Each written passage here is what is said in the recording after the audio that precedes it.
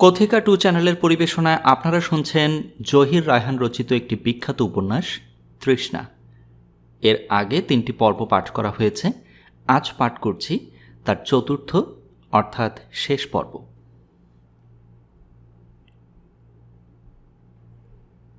বারো। সংক্ষিপ্ত ব্লাউজের নিচে আড়াল রাখা একজোড়া উদ্যত যৌবন নিচে তার ঘরে নাচের মহড়া দিচ্ছে। এখান থেকে তার ঘুঙুরের শব্দ শুনতে পাচ্ছে শওকত। মার্থা বলল, দেরি করছো কেন? ওঠো, তাড়াতাড়ি বাড়িটা দেখে আসি গিয়ে।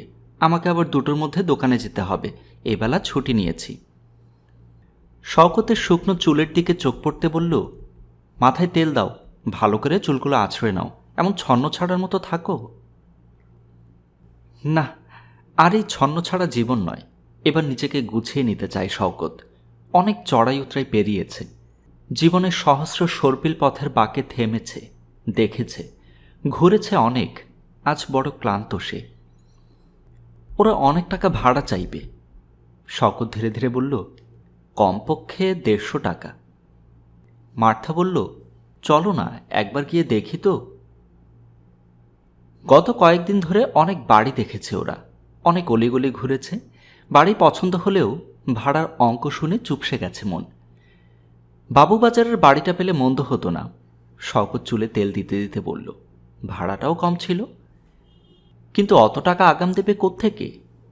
ওর দিকে চিরুনিটা বাড়িয়ে দিল মার্থা। আমাদের তো আর একগাদা জমা টাকা নেই।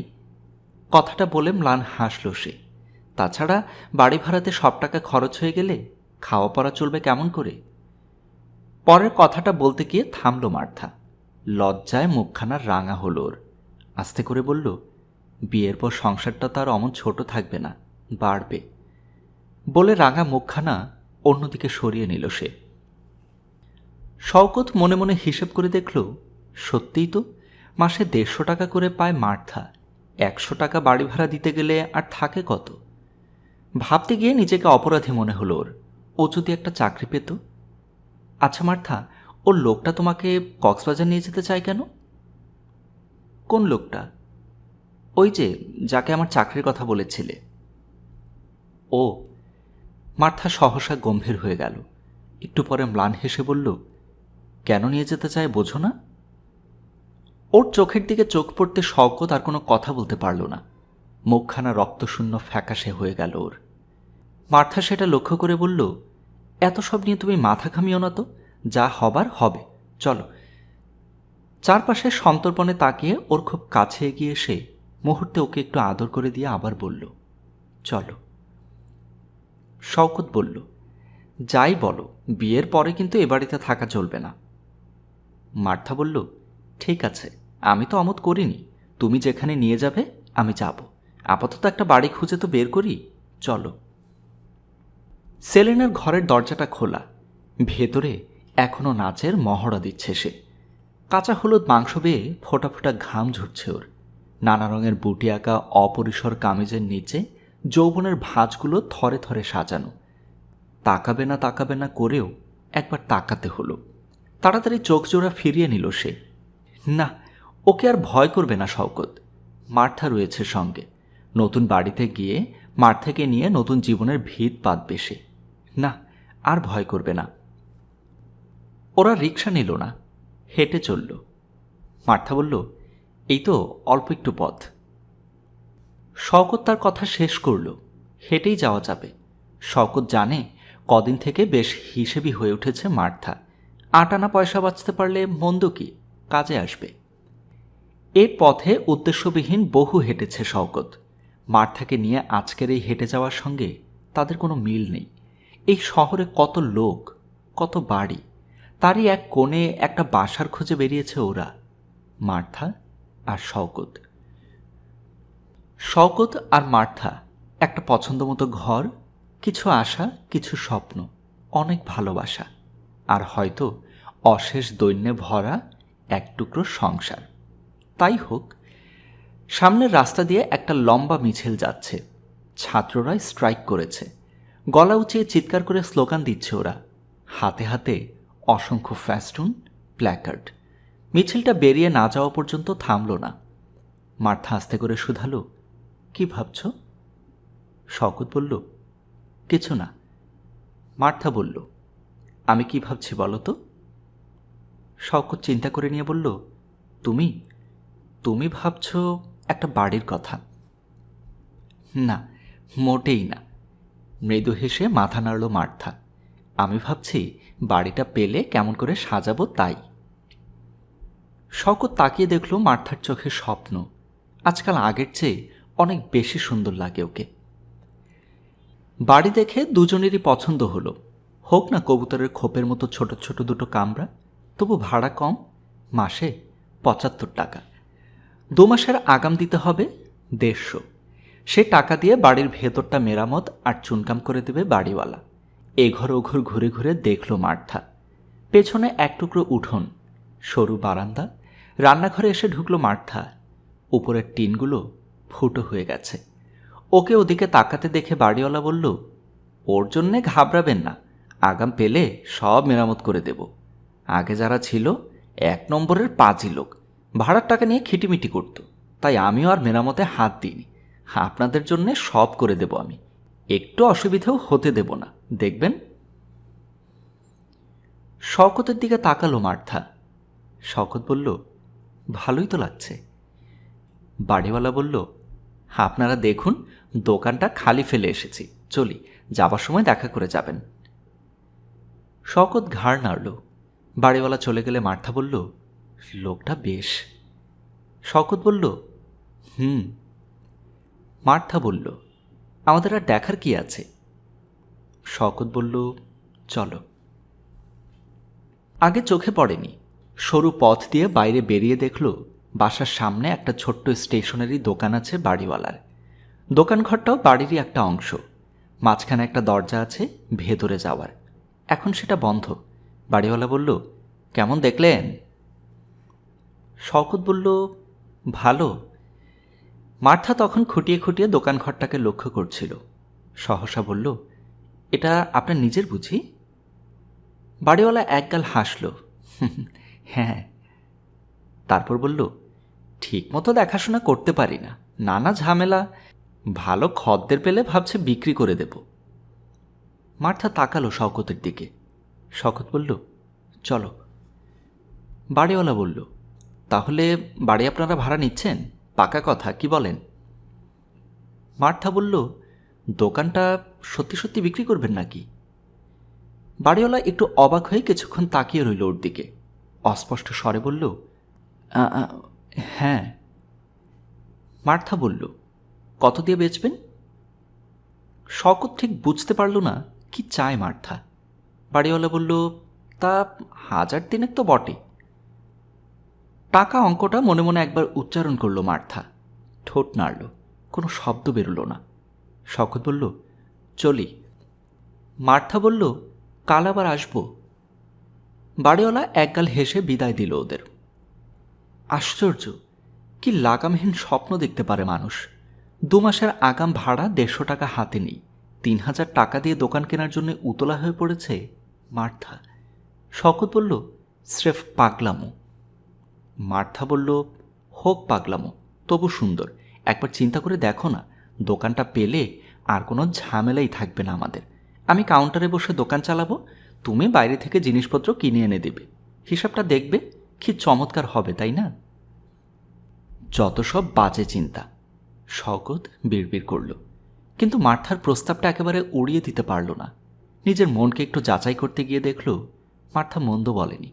দোকানটা যদি কিনতে পারে ওরা, তাহলে আর অন্যের মুখের দিকে চেয়ে দিন কাটাতে হবে না ওদের। কিন্তু একসঙ্গে অতগুলো টাকা। মার্থা বলল, টাকার কথাটা তুলে এ সুন্দর স্বপ্নটাকে মাটি করে দিও না তো। ধরে নাও টাকাটা আমরা পেলাম, সে যেখান থেকেই পাই, চুরি করে হোক ডাকাতি করে হোক, সে পরে দেখা যাবে ক্ষণ। ধরো না দোকানটা আমরা কিনেছি, তুমি আমি পেছনের ঘর দুটোতে থাকি, আর সারা রাত বিছানায় শুয়ে শুয়ে ভাবি কেমন করে দোকানটা আরও সাজাবো, আরও বড় করে তুলব, ওকে আমাদের কোলের ছেলের মতো।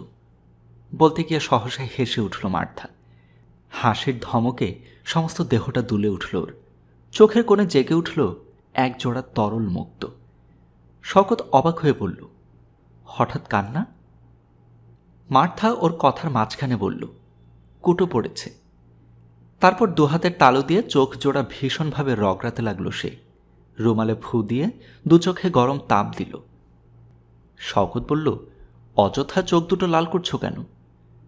মার্থা মৃদু হেসে রুমালটা সরিয়ে নিল। সোজা ওর দিকে তাকিয়ে বিচিত্র ভঙ্গিতে বলল, দোকানটা কিন্তু কিনতেই হবে, কি বলো? কেনার মতো টাকা নেই আমাদের, সংক্ষেপে জবাব দিল শওকত। মার্থা আগের মতো হেসে বলল, দুনিয়াতে কেউ টাকা নিয়ে জন্মে না। শওকত প্রতিবাদে স্বরে বলল, জন্মে কি, বড়লোকের ঘরের ছেলে মেয়েরা। আর যাদের বাপমা বড়লোক ছিল না তারা? মার্থার দৃষ্টি শওকতের মুখের দিকে। ওরা নিজেরা খেটে রোজগার করে। কি দিয়ে? বিদ্যা, বুদ্ধি আর শ্রম দিয়ে। আমরাও তাই করব। চেয়ার ছেড়ে উঠে দাঁড়িয়ে ঘরময় পায়চারি করতে লাগলো মার্থা। ওর চোখে মুখে আনন্দের দ্যুতি, যেন এ মুহূর্তে ৩,০০০ টাকা হাতের মুঠোর মধ্যে পেয়ে গেছে সে। হাত জোড়া বুকের কাছে আড়াআড়িভাবে রেখে জানালার কাছে গিয়ে দাঁড়ালো সে। জুতোর গোড়ালি জোড়া জোরে জোরে মাটিতে ঠুকল। কি যেন ভাবল, ৩,০০০ টাকা, মাত্র ৩,০০০ টাকা রোজগার করতে পারবো না আমরা? ঘুরে দাঁড়িয়ে শওকতের দিকে এগিয়ে এলো মার্থা। আজ সকালে যারা ১৫০ টাকার চিন্তা করতে গিয়ে বিব্রত বোধ করছিল, এখন তারা ৩,০০০ টাকা সমস্যার কথা ভেবে মনে মনে হয়রান হচ্ছে। মার্থা পাগল, কিন্তু শওকত নিজেও জানে না কোন অসতর্ক মুহূর্তে সে নিজেও সেই পাগলামোর জালে জড়িয়ে পড়েছে। সে ভাবছে বুড়ো আহমেদ হোসেনের কথা, অন্ধকারে যে এক টুকরো আলোর ছটা। কি হবে যদি ওর প্রস্তাবে রাজি হয়ে যায় শওকত? জীবনভর তো আর কোনো কাজ করবে না সে। যতদিন ৩,০০০ টাকা জোগাড় না হয় ততদিন, তারপর সব ছেড়ে দিয়ে মার্থাকে নিয়ে সংসার পাতবে সে। মার্থা তখনও অনর্গল বকে চলেছে। রাতকানা লোকটা সারাদিন খাটিয়ে মারে, তবু তার কত রকম ধমক শুনতে হয়। জাহান্নামে যাক সে, আর ওখানে কাজ করব না আমি, নিজের দোকান, নিজের সব। শওকত সহসা বলল, ঘাবড়িও না মার্থা, টাকা জোগাড় হয়ে যাবে। কেমন করে? আচমকা থমকে দাঁড়ালো মার্থা। চোখ জোড়া বড় করে তাকালো ওর দিকে। শওকত বলল, আমরা দিনরাত খাটব। ওর মসৃণ চুলগুলোর মধ্যে হাত বুলিয়ে দিয়ে ম্লান হাসল মার্থা। খেপেছ? একটু আগের মার্থাকে যেন এখন চেনাই যায় না। উতলা মনের নিচে এত গভীর একটা খাদ লুকোনো ছিল, তা কে জানত? মার্থা ধীরে ধীরে বলল, ওসব পাগলামো থাক। শোনো, অনেক রাত হয়ে গেছে, যাও এবার ঘুমোও গিয়ে। শওকত অনেকক্ষণ ধরে তাকিয়ে রইল মার্থার দিকে। তারপর বলল, কাল থেকে আমি একটা চাকরিতে জয়েন করছি মার্থা। তাই নাকি? আগে বলনি তো? মার্থার চোখে মুখে আনন্দের আভা। শওকত সেটা লক্ষ্য করে বলল, বুড়ো আহমেদ হোসেন জোগাড় করে দিয়েছে। কোথায়? সেটা এখনো জানি না, কাল রাতে জানব। সত্যি বলছো? চোখের মণিজোড়া হাসিতে চিকচিক করছে মার্থার। শওকত ঢোক গিলে বলল, সত্যি। একটা পুরনো টিনের কৌটো থেকে অতি যত্ন করে রাখা কতগুলো নোট বের করে আনলো মার্থা। শওকতের দিকে বাড়িয়ে দিয়ে বলল, গুনে দেখো তো কত। শওকত অবাক হয়ে বলল, এগুলো কোথায় পেয়েছ? কেউ নিশ্চয়ই দান করেনি। মার্থা শান্ত গলায় বলল, এতদিন ধরে চাকরি করছি, ২-৪টা টাকা জমাতে পারিনি বুঝি? মার্থার কণ্ঠে কৈফিয়তের সুর। নোটগুলো গুনতে গিয়ে শওকত বলল, দেখে তো পুরনো মনে হয় না, মনে হচ্ছে একেবারে কড়কড়ে নতুন। মার্থা সঙ্গে সঙ্গে বলল, কি যে বলো, দাও, তোমাকে দিয়ে গোনা হবে না, আমি গুনছি। ওর হাত থেকে ওগুলো কেড়ে নিয়ে গুনল মার্থা। 25 টাকা। আর 25 টাকা হলে বাড়ি ভাড়ার আগামটা হয়ে যায়, শওকত বলল। মার্থা সঙ্গে সঙ্গে প্রতিবাদ করল, না না, আগে দোকান, তারপর বাড়ি ভাড়া নেব। শওকত কোনো উত্তর দেবার আগেই মার্থা আবার বলল, ৩,০০০ টাকার আর কত বাকি থাকে? শওকত মনে মনে হিসেব করে বলল, ২৮৭৫ টাকা। বলে সে হেসে উঠল। নোটগুলো আবার যথাস্থানে রেখে দিয়ে মার্থা বলল, বসো, আমি হাত মুখ ধুয়ে নিই। আলনা থেকে তোয়ালেটা তুলে নিয়ে মুখ হাত ধুতে গেল মার্থা। দুহাতে মুখ ঢেকে চুপচাপ কিছুক্ষণ বসে রইল শওকত। রোজ যাবে যাবে করেও আজ পর্যন্ত বুড়ো আহমেদ হোসেনের কাছে যাওয়া হয়ে উঠল না। অথচ মার্থার কাছে মিথ্যে কথা বানিয়ে বলেছে সে। বলেছে ও চাকরি করছে, কাজ চলছে ওর। অফিস কোথায় তোমার? মার্থা প্রশ্ন করেছে। শওকত বিব্রত কণ্ঠে বলেছে, এ চাকরিতে কোনো অফিস নেই, রাস্তায় রাস্তায় কাজ। কাজটা কি? মার্থা শুধিয়েছে আবার। শওকত বলেছে, কাজটা মানে ওটা হচ্ছে তোমার এক জায়গার জিনিসপত্র আরেক জায়গায় আনা নেওয়া করা, মানে ওই যে কি বলে ফ্লাইং বিজনেস, ওরকমই অনেকটা। ও। মার্থা থামেনি, আরও প্রশ্ন করেছে, বেতন কত দেবে কিছু ঠিক হয়নি? না, তবে বলেছে 2-4 দিনের মধ্যে জানাবে। আগা গোড়া সবটাই মিথ্যে। কেন এই মিথ্যের হাতে নিজেকে এভাবে সমর্পণ করল ভেবে পায় না শওকত। কোনো প্রয়োজন ছিল না, ও চাকরি করছে না, শুনলে নিশ্চয়ই ওর উপরে রাগ করতো না মার্থা। তবু আসলে বুড়ো আহমেদ হোসেনের কাছে যেতে ভয় হয় শওকতের। একটা অজানা ভয়ে শির দ্বারা শিরশির করে ওঠে। ওর মনে হয় ওই আলেয়ার জালে নিজেকে একবার জড়ালে জীবনভর হয়তো আর ছাড়া পাবে না। মার্থা কাল বলেছিল, ধরো তুমি যা ভাবছ তার চেয়ে অনেক বেশি টাকা বেতন পেয়ে গেলে তুমি, তখন কি করবে? না, হাসি নয়, ধরোই না ছাই, কি বাধা আছে চিন্তা করতে? ওরা তো এখনো টাকার অঙ্ক বলেনি। ধরো অনেক টাকা বেতন পেলে তুমি, কি করবে তখন? খুব কম করে খরচ করব, আর বাকিটা জমাবো।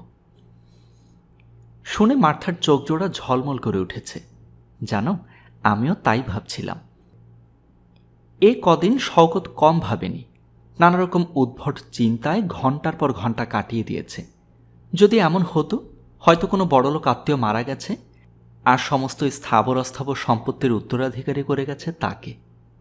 না, হিসেব করে দেখা গেল তেমন কোনো আত্মীয় অস্তিত্ব কল্পনায় ছাড়া বাস্তবে নেই। এমন তো হতে পারত যে হঠাৎ একটা লটারি জিতে গেছে শওকত। না, সে সম্ভাবনাও আপাতত নেই। মাত্র 3,000 টাকা, দুনিয়াতে এত টাকা, অথচ পাবার কোনো উপায় নেই। না, কথাটা সত্য নয়। বুড়ো আহমেদ বলেছিল, তোমরা হলে সব এক একটা উল্লোক, নইলে টাকা রোজগারের জন্য চিন্তা করতে হয়? টাকা তো সব কাদার নিচে গড়াগড়ি দিচ্ছে, কাদা ঘাটো টাকা পাবে, কাদায়ও হাত দিবে না, টাকাও রোজগার করবে, সে তো চলবে না বাছা। না, এবার কাদায় নামবে শওকত, প্রয়োজন হলে সবটুকু নর্দমায় হাতড়ে বাড়াবে সে।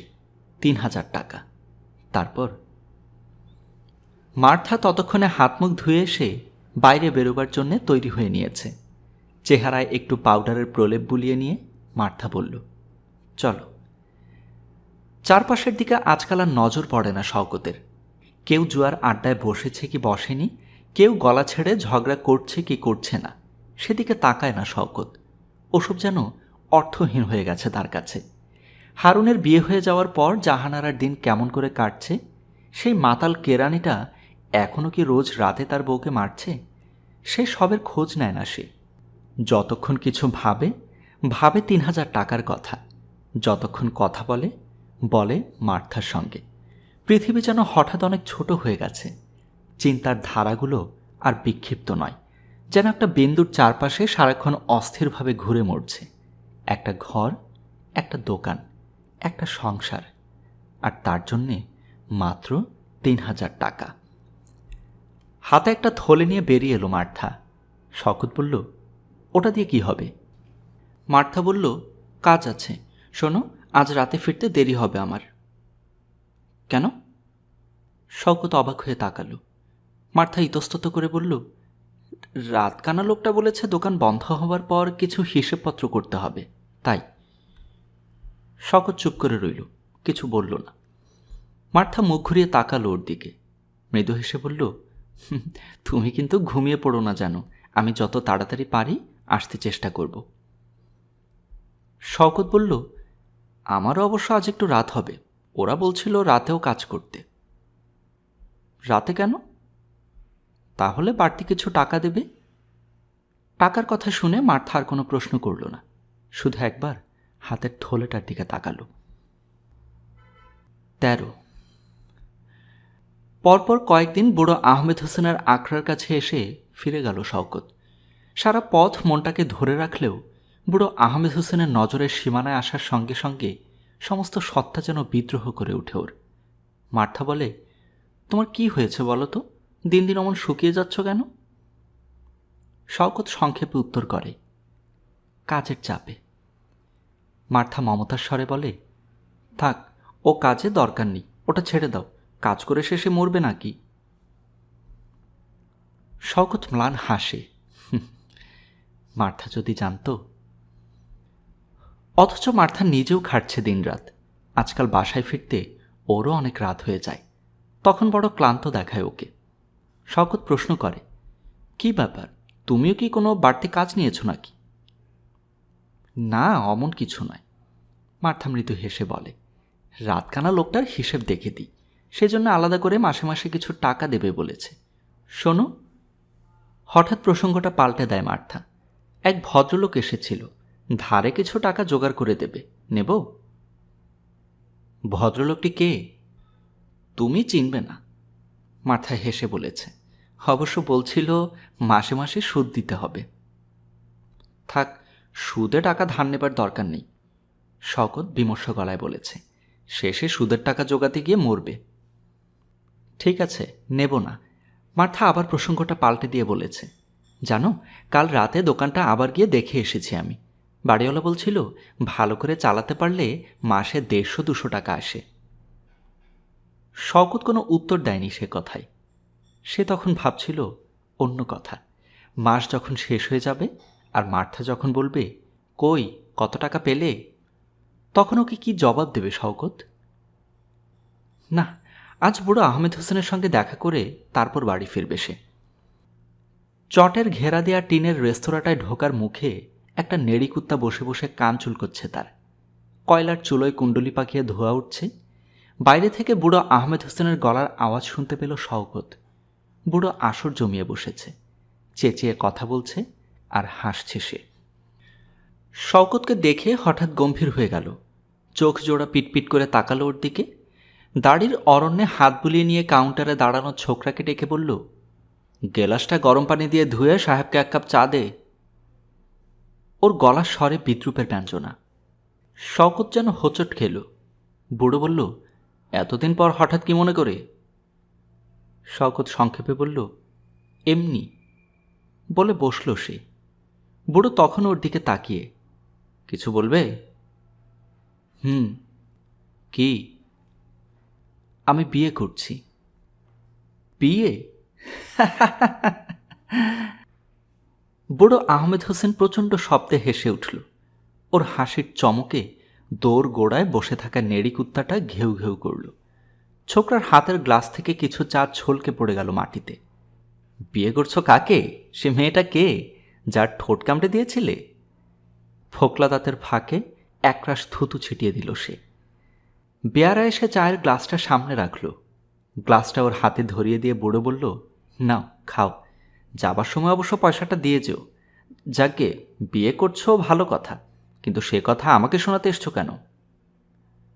শওকত বলল, তোমাকে শোনাতে আসিনি, এসেছি এমনি ঘুরতে ঘুরতে, তোমার সঙ্গে দেখা হয়ে গেল তাই বললাম। না, জমল না। আসল কথাটা মুখ ফুটে বুড়োকে বলতে পারল না শওকত। আরও অনেকক্ষণ বসে থেকে আরও আজে বাজে কথা বলে যখন বাইরে বেরিয়ে এলো শওকত, তখন সন্ধে হয়ে গেছে। রাস্তার দুপাশের দোকানগুলোতে 1-2 করে বাতি জ্বলে উঠেছে। সহসা নিজেকে কেমন করে হালকা বোধ করল শওকত। ভালোই হলো, বুড়ো আহমেদ হোসেনকে কথাটা বললে হয়তো এখনই ওর সঙ্গে বাইরে বেরিয়ে পড়তে হতো। একটা অজানা, অচেনা, অন্ধকার পথ, যার কিছুই জানে না সে। হয়তো একদিন ধীরে ধীরে সে পথের মোড়ে তিল তিল করে নিজেকে হারিয়ে ফেলত শওকত। ফিরে যাওয়ার ইচ্ছে থাকলেও পথ খুঁজে পেত না, গুমড়ে মরত। তার চেয়ে এই ভালো হলো। শওকত ভাবল একবার বাসায় ফিরে যাবে, কিন্তু মার্থার বাসায় ফিরতে অনেক দেরি হবে। রাত 12টার আগে ফিরবে না সে। অত রাত পর্যন্ত কি করে মেয়েটা? বলছিল রাতকানা লোকটার সঙ্গে হিসেবের খাতা নিয়ে বসে। রোজ রোজ কিসের হিসেব? ভাবতে গিয়ে রাস্তায় মোড়ে থমকে দাঁড়ালো শওকত। একটা সন্দেহের রাক্ষস ধীরে ধীরে আচ্ছন্ন করে নিচ্ছে ওকে। না না, মার্থা ও ধরনের মেয়ে নয়, ওকে নিয়ে অকারণে শঙ্কিত হচ্ছে শওকত। মিছেমিছি ওর সম্পর্কে এত সব আজে বাজে চিন্তা করছে সে। শওকত আবার হাঁটতে শুরু করল। কতক্ষণ এভাবে পথে পথে ঘুরল মনে নেই। ইতিউতি অনেক কিছু ভাবল সে। তারপর যখন পথে পা বাড়ালো তখন রাস্তাঘাটগুলো প্রায় ফাঁকা হয়ে এসেছে। গলির লোকজন অন্যদিন এতক্ষণে গভীর ঘুমে অচেতন হয়ে থাকে, কিন্তু আজ সেখানে কিছু প্রাণের সাড়া পেল শওকত। কুষ্ঠরোগীটা যেখানে বসে থাকে সে রকের উপর অনেকগুলো লোকের ভিড়। শওকত অবাক হল। বাসার সামনে একটা জিপ দাঁড়িয়ে, আশেপাশে কয়েকজন খাকি পোশাক পরা পুলিশের লোক। সবার চোখ বাড়ির ভেতরে। শওকতের পায়ের গতি স্লথ হয়ে এলো। ধীরে ধীরে জটলার এক কোণে এসে দাঁড়ালো সে। না, কুষ্ঠরোগীটার কিছু হয়নি। গলিত মাংসের পিণ্ডটা একপাশে গুটিসুটি হয়ে বসে আছে আর পিটপিট করে তাকাচ্ছে সবার দিকে। বাড়ির সামনে করিডোরে উঠোনে লোকের ভিড়, ছেলে বুড়ো মেয়ে। ঘর ছেড়ে বাইরে বেরিয়ে এসেছে সবাই। খলখল করে কথা বলছে, হাসছে, দুঃখ করছে। ওদের কথা শুনে শরীরের রক্তটা ধীরে ধীরে হিমের মতো ঠান্ডা হয়ে আসতে লাগলো ওর। শওকত অস্ফুট স্বরে উচ্চারণ করল, মার্থা। উঠোনে অনেকগুলো পরিচিত মুখ সন্দেহকাতর চোখে বারবার ফিরে ফিরে তাকাচ্ছে ওর দিকে। শওকতের মাথা ঝিমঝিম করে উঠল। মার্থা? এ কি করলো মার্থা? রাতকানা লোকটার দোকান থেকে ওষুধ চুরি করে নিয়ে বিক্রি করতে গিয়ে ধরা পড়েছে মার্থা। ওকে থানায় আটকে রেখে বাসা সার্চ করতে এসেছে পুলিশ। ঘরের মধ্যেও অনেকগুলো চোরাই ওষুধ পাওয়া গেছে। চৌকির নিচে একটা বাক্সের মধ্যে লুকোনো ছিল। আর পাওয়া গেছে একটা টিনের কৌটোর মধ্যে রাখা নগদ 700 টাকা। টাকা আর ওষুধ সব সঙ্গে করে নিয়ে গেছে পুলিশের লোকেরা। উঠোনের মাঝখানে ঝিম ধরে দাঁড়িয়ে রইল শওকত। চিন্তার সুতোগুলো যেন একটা একটা করে ছিঁড়ে যাচ্ছে, কিন্তু ভাবতে পারছে না সে কি করবে, বুঝে উঠতে পারছে না। চারপাশের অনেকগুলো সন্দেহকাতর দৃষ্টি খুঁটে খুঁটে দেখছে ওকে, হাসছে, কথা বলছে, বিদ্রুপের ধ্বনি জন্ম দিচ্ছে। নাচের মেয়ে সেলিনা সংক্ষিপ্ত ব্লাউজের নিচে চেপে রাখা উদ্যত যৌবন তার দিকে চেয়ে চেয়ে মিটিমিটি হাসছে। শওকতের মনে হলো ওদের দৃষ্টির নিচে যেন সমস্ত শরীরটা পুড়ে যাচ্ছে ওর। আর বেশিক্ষণ এখানে দাঁড়িয়ে থাকলে হয়তো চিৎকার করে ওদের উপরে ঝাঁপিয়ে পড়বে সে। মার্থা এটা কি করল? পরদিন দুপুরে রাস্তায় বেরিয়ে এসে একবার আকাশের দিকে তাকালো শওকত। ওর চোখ সোজা সূর্যের উপরে গিয়ে পড়ল।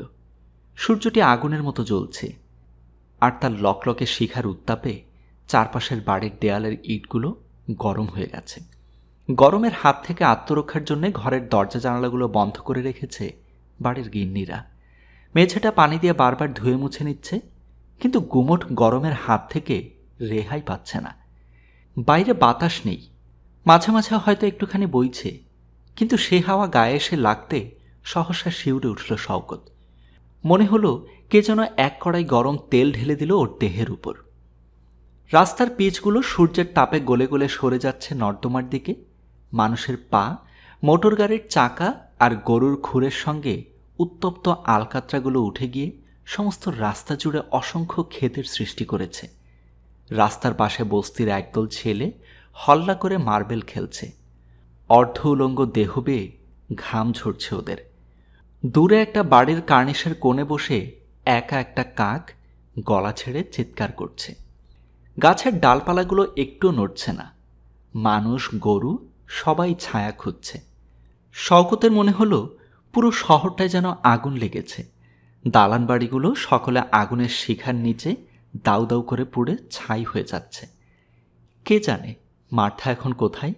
হয়তো হাজতে কিংবা কোর্টে। ওর জামিন নেয়ার জন্যে নিশ্চয়ই কেউ যাবে না। হয়তো মনে মনে শওকতের কথা ভাবছে মার্থা, ভাবছে সে যাবে। না, শওকত কি করবে কিছু ভাবতে পারছে না। সে শুধু হাঁটছে, উদ্দেশ্যবিহীন পথে ঘুরে বেড়াচ্ছে সে। তারপর ধীরে ধীরে বেলা গড়িয়ে গেল। গাছের পাতাগুলো একটা দুটো করে নড়তে শুরু করল। আকাশের কোণে কয়েক টুকরো মেঘ উঁকি দিল। রাস্তায় মৃদু মৃদু বাতাস বইছে। বাড়ির আলিশায় ঝোলানো কাপড়গুলো একটু একটু দুলছে। অনেক দূরের আকাশে অনেকগুলো চিল বাতাসের ডানা মেলে একবার উপরে উঠছে আর নিচে নামছে, আর মাঝে মাঝে চি চি শব্দে কাকে যেন ডাকছে। তখনও পথে পথে হাঁটল শওকত। রাস্তায় কয়েকটা বাতাসের কুণ্ডলী সৃষ্টি হয়ে ধুলো উড়ল। শুকনো পাতা ডাল থেকে ঝরে ছুটে গেল এ পথের মোড় থেকে অন্য পথের মোড়ে। জানালা দরজা বন্ধ করার শব্দ শোনা যাচ্ছে। আলেশায় ঝোলানো শাড়িটা পতপত করে উঠছে। প্রচণ্ড বাতাসের দাপটে পুরো শহরটা যেন ভেঙে পড়তে চাইছে এখন। রাস্তার লোকজন আশ্রয়ের খোঁজে ছুটছে। প্রথমে বড় বড় ফোঁটা, তারপর প্রচণ্ড বেগে নেমে এলো বৃষ্টি। সামনের বড় রাস্তায়, পেছনের ছোট গলিতে, বাড়ির ছাদে, কার্নিশে বৃষ্টি নেমেছে। সারা গায়ে বৃষ্টি মেখে ঘরে এসে ঢুকল শওকত। সমস্ত বাড়িতে কোনো মানুষের সাড়া শব্দ নেই। রাত নামার সঙ্গে সঙ্গে দরজার খিল এঁটে দিয়েছে ওরা। বৃষ্টির ছাট এসে বারান্দায় পানি জমে গেছে। বাড়ির উঠোনের মধ্যে ঢুকে অনন্ত বাতাস অজগরের মতো ফুঁসছে। ঘরে ঢুকে ভেজা জামাটা খুলতে যাবে এমন সময় শওকত শুনল মাতাল কেরানির বউটা কাঁদছে। মাতালটা চিৎকার করছে আর মারছে ওকে। বাইরে প্রচণ্ড শব্দে বাজ পড়ল একটা। জানালার পাশে সরে এলো শওকত। তীক্ষ্ণ দৃষ্টিতে সে কিছুক্ষণ তাকিয়ে রইল বন্ধ দরজাটার দিকে। করুণ বিলাপের স্বরে কাঁদছে বউটা। মাতাল কেরানি এখনো মারছে ওকে। বিদ্যুতের চমক এসে শওকতের চোখে লাগল। সহসা ঘর ছেড়ে বাইরে বেরিয়ে এলো শওকত।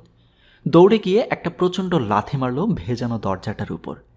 খিল ভেঙে দরজাটা খুলে গেল। বাইরে বিদ্যুৎ চমকে উঠল। আর সেই বিদ্যুতের আলোয় শওকত দেখল পাশে টেবিলের উপরে রাখা একটা দা। আর দেখল মাতাল কেরানি আর তার বউটা একজোড়া শবের মতো দরজাটার দিকে তাকিয়ে। শওকতের মাথায় খুন চেপে গেল। হঠাৎ দাওটা হাতে তুলে নিয়ে মাতালটার উপরে ঝাঁপিয়ে পড়ল সে। তারপর প্রচণ্ড ঘৃণায় ওর মাথায় আঘাত করতে লাগল। এ যেন তার আজীবন সঞ্চয় করা আক্রোশ। যেন সমস্ত জ্ঞান হারিয়ে ফেলেছে সে। ভালো মন্দ পাপ পুণ্য ভুলে গেছে সব। বাইরে আবার বিদ্যুৎ চমকালো। একটা তীব্র আর্তনাদ করে মাতাল স্বামীর বুকের উপরে লুটিয়ে পড়ল তার বউ। মুহূর্তে যেন জ্ঞান ফিরে পেল শওকত। হাতের দাটা রক্তে চপচপ করছে। মানুষের মগজ ইস্পাতের গা বেয়ে চুইয়ে চুইয়ে পড়ে। হাতের দাটা ছুঁড়ে ফেলে দিয়ে ছুটে বাইরে বেরিয়ে এলো শওকত। লম্বা লম্বা শ্বাস নিচ্ছেও, রীতিমতো হাঁপাচ্ছে। সরু বারান্দাটা পেরিয়ে নিজের ঘরের সামনে আসতে চমকে উঠল শওকত। দোরগোড়ায় দাঁড়িয়ে সেলিনা, নাচের মেয়ে সেলিনা, কাঁচা হলুদের মতো যার গায়ের রং, তামাটের চোখ, গাঢ় বাদামি অধর। শওকতের ঘরের সামনে দাঁড়িয়ে অবাক চোখে ওর দিকে তাকিয়ে রয়েছে মেয়েটা। বাইরে তখনও বাজ পড়ছে, ঝড় হচ্ছে, বিদ্যুৎ চমকাচ্ছে, পানির ছাট এসে ভিজে গেছে বারান্দাটা। হঠাৎ সেলিনার একখানা হাত শক্ত করে মুঠোর মধ্যে ধরে টানতে টানতে ওকে সিঁড়ির দিকে নিয়ে গেল শওকত। সিঁড়ি বেয়ে নিচে করিডোরে, করিডোর পেরিয়ে উঠোন, উঠোন পেরিয়ে আরেকটা করিডোর, তারপর রাস্তা। মেয়েটা একটুও বাধা দিল না, একটা প্রশ্ন করল না কোথায় নিয়ে যাচ্ছে। রকের উপরে বসে থাকা কুষ্ঠ রোগীটা বৃষ্টির ছাট থেকে রক্ষা পাওয়ার জন্যে এক কোণে বসে যন্ত্রণায় কোকাচ্ছে। মুহূর্তের জন্যে একবার তার দিকে ফিরে তাকালো শওকত। তারপর সেলেনার হাতটা আরও শক্ত করে ধরে সেই অন্ধকার রাতে, সেই প্রচণ্ড ঝড়ের মধ্যে সামনে ছুটতে লাগলো শওকত। রাস্তায় পড়ে থাকা একটা ইটের টুকরোর সঙ্গে হোঁচট খেয়ে অস্ফুট কাতরোক্তি করে মাটিতে ছিটকে পড়ল সেলিনা। দুহাতে ওকে আবার তুলে নিল শওকত। তারপর এই ঝড়, এই বৃষ্টি, এই অন্ধকার আর এই শহরকে দুহাতে ঠেলতে ঠেলতে আবার ছুটতে লাগলো ওরা। বৃষ্টির আলিঙ্গনে সারা দেহ ভিজে চুপসে গেছে ওদের। এই বৃষ্টি যেন মার্থার চোখের জল। অন্ধকার হাজতে বসে হয়তো তখন নীরবে কাঁদছে মার্থা। তারপর একটা সুন্দর সকাল। বুড়ো রাত বিদায় নেবার আগে বৃষ্টি থেমে গেছে, তবু তার শেষ চিহ্নটুকু এখানে সেখানে এখনো ছড়ানো। চিকন ঘাসের ডগায় দু একটা পানির ফোঁটা সূর্যের সোনালি আভায় চিকচিক করছে। শওকতের বুকে মুখ রেখে খড়ের কোলে দেহটা এলিয়ে দিয়ে সেলিনা ঘুমোচ্ছে। ওর মুখে কোনো অভিব্যক্তি নেই। ঠোঁটের শেষ সীমানায় শুধু একটুখানি হাসি চিবুকের কাছে এসে হারিয়ে গেছে। ওর হাত শওকতের হাতের মুঠোর মধ্যে শক্ত করে ধরে রাখা। দুজনে ঘুমোচ্ছে ওরা। শওকতের মুখে দীর্ঘ পথ চলার ক্লান্তি। মনে হয় অনেকক্ষণ বৃষ্টিতে ভিজেছিল ওরা। চুলের প্রান্তে এখনও তার কিছু রেশ জড়ানো রয়েছে। সহসা গাছের ডালে বুনো পাখির পাখা ঝাপটানোর শব্দ শোনা গেল। মটরশুঁটির ক্ষেত থেকে একটা সাদা খরগোশের বাচ্চা ছুটে পালিয়ে গেল কাছের অরণ্যের দিকে। খড়ের কোলে জেগে উঠল অনেকগুলো পায়ের ঐক্যতান। 18 জোড়া আইনের পা ধীরে ধীরে চারপাশ থেকে এসে বৃত্তাকারে ঘিরে দাঁড়ালো ওদের। ওরা তখনও ঘুমোচ্ছে। গল্পের সমাপ্তি এখানেই। কথিকা 2 চ্যানেলের পরিবেশনায় আপনারা পরপর 4টি পর্বে শুনলেন জহির রায়হান রচিত একটি বিখ্যাত উপন্যাস তৃষ্ণা। যারা গত পর্বগুলো এখনও শুনেননি আপনারা চাইলে শুনে নিতে পারেন। আশা করছি আপনাদের সবার ভালো লাগবে। আর এমনই আরও যদি উপন্যাস বা গল্প পেতে চান তাহলে আমাদের চ্যানেলটি সাবস্ক্রাইব করে পাশে থাকা বেল আইকনটি অন করে রাখবেন। সবাইকে নতুন কোনো গল্প শোনার আমন্ত্রণ জানিয়ে আজকের মতো বিদায় নিচ্ছি। ধন্যবাদ সবাইকে।